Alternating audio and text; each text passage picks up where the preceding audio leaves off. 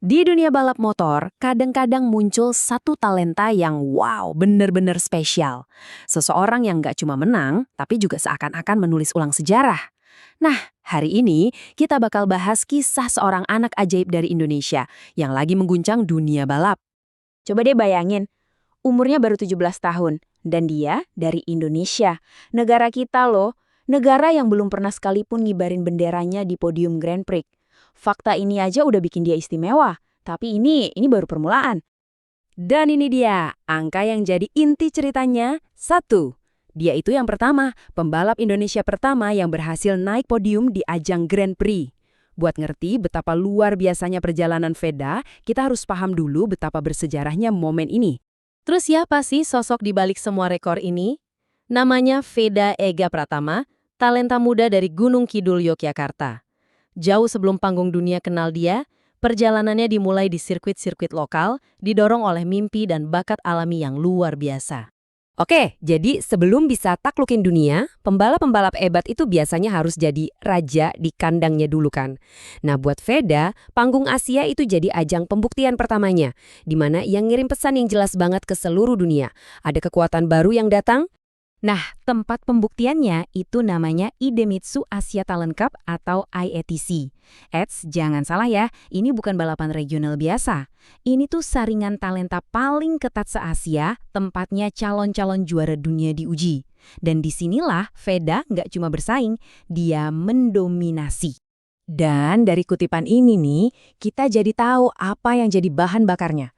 Dia nggak balapan buat diri sendiri loh. Ada rasa bangga bawa nama Indonesia yang begitu dalam. Sebuah semangat yang jadi bensin di setiap tikungan dan setiap kemenangannya. Biar kebayang sedominan apa dia, lihat aja angka ini. 9. 9 kemenangan dalam satu musim di tahun 2023. Ini bukan cuma banyak, ini rekor baru. Belum pernah ada satu orang pun dalam sejarah IHTC yang bisa menang sebanyak itu.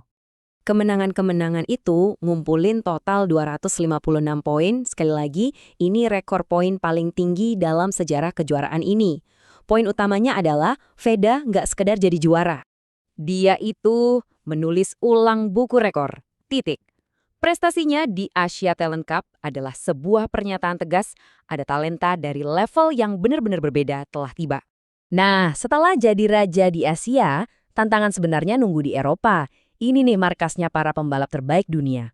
Veda pun melangkah ke Red Bull Rookies Cup, ajang super kompetitif yang dianggap sebagai jalur cepat menuju panggung impian, MotoGP. Dan gokilnya, dia nggak butuh waktu lama buat adaptasi. Dia langsung jadi salah satu penantang gelar juara. Meskipun sempat absen di beberapa balapan, Veda tetap berhasil finish sebagai runner-up. Ini bukti mutlak, bakatnya bukan cuma buat level Asia, dia talenta kelas dunia. Karena finish di posisi kedua itu, dia dapat tiket emas. Jadi gini, aturan normalnya kan pembalap harus 18 tahun buat masuk Moto3. Tapi Veda, karena saking hebatnya, dia dapat pengecualian khusus. Pintu menuju kejuaraan dunia terbuka setahun lebih cepat buat dia.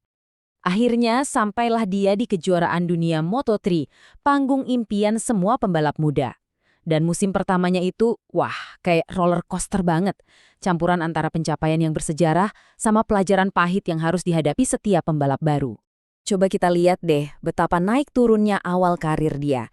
Debutnya spektakuler, langsung finish kelima di Thailand. Terus, di Brazil, dia mencapai sesuatu yang tadinya mustahil. Tapi kemudian, di Amerika, dia ngerasain sisi kerasnya balapan. Dapat hasil DNF atau ya did not finish pertamanya. Tapi momen di Brasil itu puncaknya.